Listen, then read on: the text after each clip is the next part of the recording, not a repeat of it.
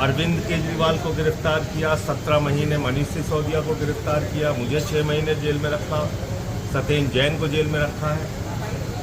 और जब ठीक चुनाव करीब आ गया तो अमानतुल्लाह को आज पकड़ के जेल में डाल दिया, क्योंकि अब जमानत हो रही है एक के बाद एक।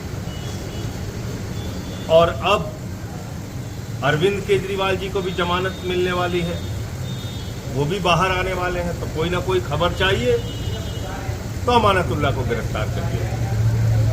निराधार बेबुनियाद कोई मामला नहीं अमानतुल्लाह के खिलाफ। कैसे गिरफ्तार किया गया? एक इंसानियत होती है, इंसानियत को कुचल कर गिरफ्तार किया गया।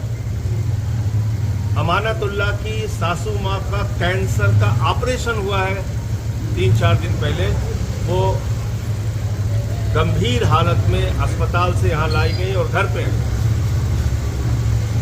एक वृद्ध महिला जो जिंदगी और मौत से जूझ रही है, घर वाले बता रहे हैं कि भाई उनकी हालत ठीक नहीं है, हमने आपसे लिख के समय मांगा है।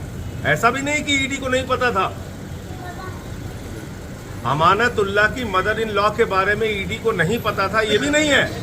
लिख के सूचना दी गई कि हमें कुछ समय दे दीजिए, हमारी मदर इन लॉ की तबीयत खराब है, उनको कैंसर हुआ है, कुछ वक्त दे दीजिए, हम इन्वेस्टिगेशन जांच करेंगे। और आपको अब मैं जो बताने जा रहा हूं वो कानून के किस दायरे में जांच है या कॉमेडी है, ये मीडिया के लोग और इस देश के लोग खुद तय करें। 2016 में वक्फ बोर्ड का एक मामला बनाया जाता है और उस मामले के आधार पर सीबीआई पर्चा दर्ज करती है। पहला पर्चा 2016 में। 6 साल तक सीबीआई जांच करती है उस मामले की। 6 साल के बाद फाइनल चार्जशीट दाखिल करती है, अमानतुल्लाह को गिरफ्तार नहीं करती है और सीबीआई कहती है उनके खिलाफ रिश्वतखोरी का, भ्रष्टाचार का, आर्थिक अपराध का कोई मामला नहीं मिलता। 2020 में इसी मामले में एंटी करप्शन ब्रांच एसीबी वो मुकदमा लिखती है। इसी मामले में ईडी कूद पड़ती है, ईडी मुकदमा लिखती है। 2022 में एसीबी अमानतुल्लाह खान को गिरफ्तार करती है। अमानतुल्लाह खान को उसी मामले में जमानत मिल जाती है। कोर्ट कहती है, कोर्ट की टिप्पणी है जब एसीबी से जमानत मिली कि अमानतुल्लाह खान के खिलाफ कोई भी भ्रष्टाचार, आर्थिक अपराध, रिश्वतखोरी का मामला नहीं है। उसके बावजूद 2023 में अमानतुल्लाह खान के घर पे ईडी का छापा होता है, ईडी की छापेमारी चलती है। फिर 2024 में ईडी बुलाती है, 13 घंटे तक पूछताछ करती है। किस मामले में पूछताछ कर रहे हो? जिस मामले में जमानत मिल चुकी है, जिस मामले में सीबीआई की फाइनल चार्जशीट दाखिल हो चुकी है।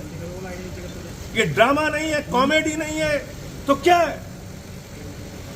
और आज सुबह सिर्फ गिरफ्तार करने के उद्देश्य से, जेल में ठूसने के उद्देश्य से, जेल में डालने के उद्देश्य से अमानतुल्लाह खान को गिरफ्तार कर लिया गया। मैं भाजपाइयों को कहना चाहता हूं, तुम पूरे देश के सामने एक्सपोज हो चुके हो और तुम्हारे नेता, देश के प्रधानमंत्री नरेंद्र मोदी एक तानाशाह के रूप में स्थापित हो चुके हैं। बड़े बड़ों की तानाशाही नहीं चली, तुम्हारी भी नहीं चलेगी। तुम भी एक दिन सत्ता से हटोगे, जाओगे और इन बातों का जवाब देना पड़ेगा तुम्हें। आप सिर्फ गिरफ्तारी पे गिरफ्तारी किए जा रहे हैं। सुप्रीम कोर्ट से ईडी को लताड़ लग रही है, सीबीआई को लताड़ लग रही है, जांच एजेंसियों को लताड़ लग रही है। बावजूद इसके आप सुधरने का नाम नहीं ले रहे। आप आके अरेस्ट करके लेके चले जा रहे हैं। किसी को भी पकड़ो, कॉलर पकड़ के गिरफ्तार करो, जेल में डालो। ये कौन सा न्याय है? ये कौन सी कार्रवाई है? ये कौन सी व्यवस्था है? तो इसलिए पूरी की पूरी आम आदमी पार्टी अमानतुल्लाह खान के साथ खड़ी है, उनके परिवार के साथ खड़ी है। उनकी जो वृद्ध सासू मां है, उनके साथ हम लोगों की सिंपैथी है, सहानुभूति है। लेकिन निर्दयता और तानाशाही की सारी पराकाष्ठा मोदी और ईडी ने पार कर दिया है। ये आज पूरे देश ने और दिल्ली ने देखा। और जिस चुनाव के नाते ये सब कर रहे हैं भाजपाई, उनको मैं बता देना चाहता हूं, ये कार्रवाई तुमको बहुत महंगी पड़ेगी, बुरी तरीके से चुनाव में हारोगे। यही मैं कहना चाहता हूं।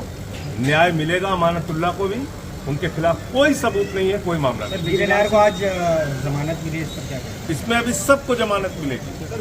विजय नायर को जमानत मिली है, अरविंद केजरीवाल को भी जमानत मिलेगी बहुत जल्दी। इसीलिए तो नया नया मामला ये लोग तैयार करते हैं। खबर कैसे चलाएंगे आम आदमी पार्टी के खिलाफ? सबको जमानत मिलती जा रही है, कोई सबूत है नहीं, तो बस एक मजाक बना लिया अपनी जांच एजेंसी के नाम पे। आते हैं, किसी का भी कॉलर पकड़ते हैं, चलो जेल चलो, चलो जेल चलो। सर राजस्थान और गिरफ्तारी का जो आधार दिया उसको पढ़ के आपको शर्म आएगी। सर राजस्थान कह रहे हैं हमारे ऊपर चिल्लाया गया, उल्टा उनके परिवार पे चिल्लाया गया। यहाँ का एसएचओ कह रहा था कि आरी से तुम्हारा घर काट देंगे, कह रहा है घर काट देंगे तुम्हारा, दरवाजा खोलो। तुम डकैती करने आए हो यहाँ पे? डकैत हो तुम लोग यहाँ? अभी वीडियो दे देना सबको चला। यहाँ डकैती करने आए हो खाकी वर्दी पहन के? तो इसलिए उसकी जो कार्रवाई करनी है वो तो सब हम लोग कोर्ट में रखेंगे और इस सारे मामले को आम आदमी पार्टी अपने स्तर पे उठाएगी। बुलडोजर जस्टिस को लेकर एक सुप्रीम कोर्ट की टिप्पणी आई है कि आरोपी होने भर से आप किसी का घर नहीं गिरा। बुलडोजर जस्टिस कोई जस्टिस ही नहीं है। और मैं तो बार बार कहता हूँ बुलडोजर बहुत बेवफा है। छतरपुर में भी चलता है, अयोध्या में भी चलता है, काशी में भी चलता है। तो सावधान हो जाओ इस देश के लोगों। एक दूसरे पे बुलडोजर चलने पे जो लोग खुशी मनाते हैं, मैं उनको कहना चाहता हूँ ये बुलडोजर बहुत बेवफा है, कब तुम्हारी घर की तरफ मुड़ जाएगा पता नहीं। इसलिए सब लोग मिलकर इसका विरोध कीजिए। इस देश में हिंदू मुसलमान सब